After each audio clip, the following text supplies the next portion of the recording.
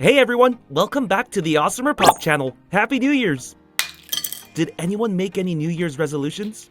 Mine is to make many baked goods and eat as many desserts as possible. Just kidding. That's probably not good for my health. But we've been really into baking and hopefully we'll be posting a bunch of cool stuff this year. While doing research, we found this awesome snow globe dessert. Shout out to the How to Cook That channel for the inspiration. It's a pretty simple recipe. For the cake, we're going to be making a red velvet cake, but you can make any cake you like. The star of our show, which is the snow globe, or the sugar dome, will be made later. Right now I'm pouring the red velvet cake mix into a bowl. Now let's add a cup of water. Let's also add a third cup of vegetable oil. And we'll also crack in 3 eggs.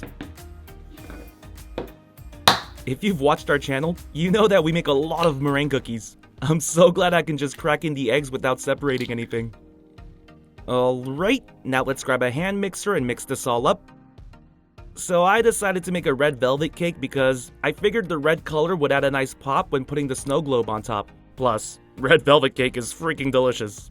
Whoa, this cake mix is pretty gory looking. Looks like a bowl of blood. Alright, now let's spray some oil on a baking pan. A rectangular one is probably best, since we'll be using a circle cutter to make mini cakes later. Now let's pour in the cake mix. I know I said this looked like a pool of blood earlier, but this red cake mix color is pretty nice. I'm so used to seeing dark cake mix colors, switching it up is a nice change. Add the last few drops, don't want to waste anything. Okay, now let's throw this in the oven for 25 to 30 minutes. Make sure it's 350 degrees. Okay, look at that. And yes, I skipped ahead for y'all. Aren't I the sweetest? Just kidding, but I'm really hoping this cake is the sweetest. So the cake mix was a very bright red color. Once it baked in the oven, we got this nice maroon color. By the way, I'm only removing the top part. That way we get a nice rectangular cake. Don't you worry, I will be eating that part. It's actually one of my favorites. It's the crispiest. Alright, since we're going to be making a bunch of mini snow globe cakes, let's use the cutter to cut out a few pieces. We should be able to make 6, as long as I don't mess this part up. There we go. Now let's work on the top. This cake feels super soft and moist. That means it was baked perfectly. Now give me a second while I remove all of this extra cake. Oh man, I am going to be eating a ton of cake this week. Here comes a cake belly. So after this, we're going to be making some frosting to add onto our cakes. But before we get to that part, here's a closer look at our red velvet cake. Alright, let's start making our frosting. We'll need a half block of cream cheese, a quarter cup of butter. Oh yeah, this is the good stuff. What do you get when you mix cream cheese and butter together? Duh. You get the most delicious looking frosting in the world. And the tastiest. That's what you get. Now let's add a half teaspoon of vanilla extract. Add a pinch of salt. You need like 1/8 of a teaspoon. By the way, this salt is necessary, so please put it in. It's to offset the sweetness just a bit. Sometimes too much of one thing is bad, you know? Now we actually do need cups. 2 cups of powdered sugar. Don't pour in all of the powdered sugar at once. Just pour in a little, then mix.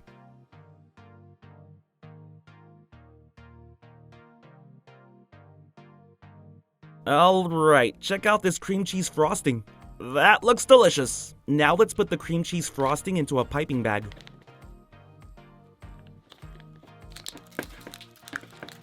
Okay, now let's take this bag out of the cup. Let's cut the tip off the bag.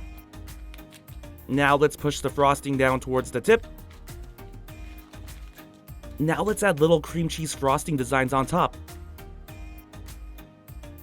Since we're putting a snow globe on top, these frosting decorations can be stars, they can be mountains, clouds, or whatever you want them to be. They look really pretty though, right?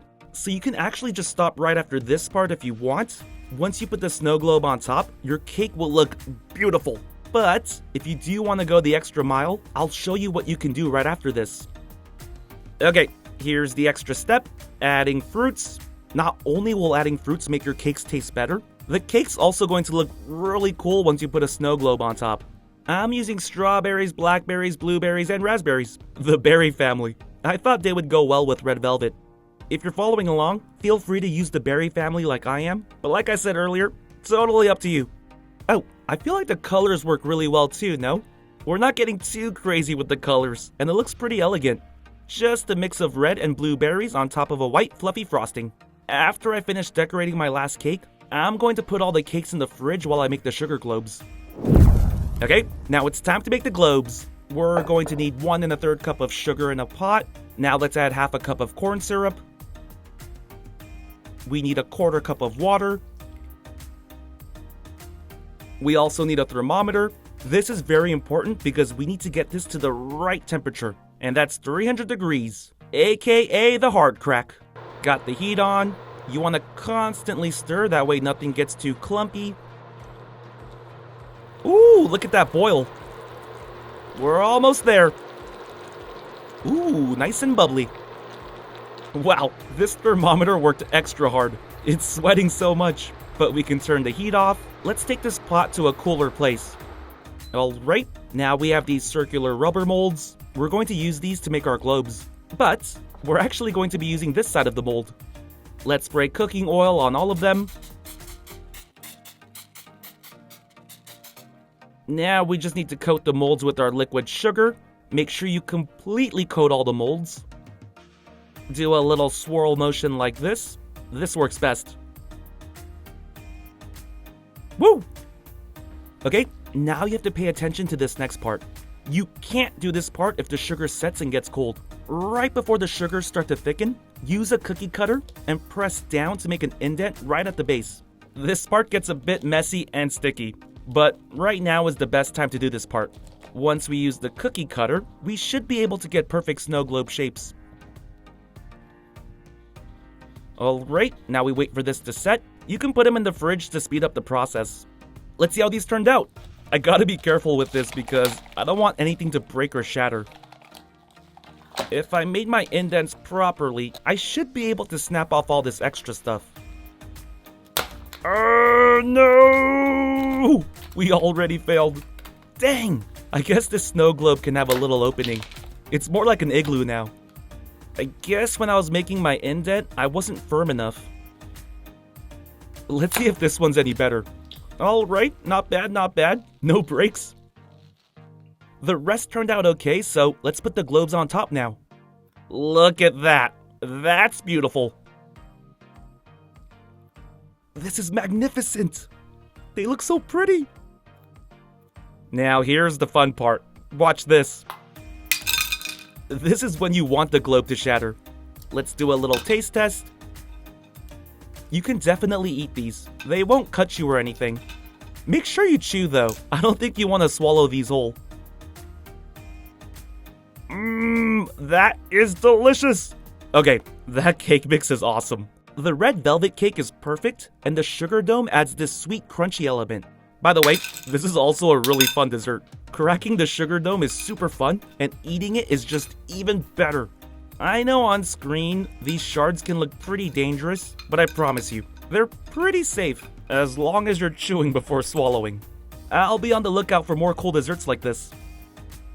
AWESMR Pop fans! Thank you so much for watching. We can't do this without you. If you're new to the channel and became a fan, click that subscribe button for more awesome stuff. And if you want to be the first person to watch our next video, hit that notification bell to have a chance. See ya!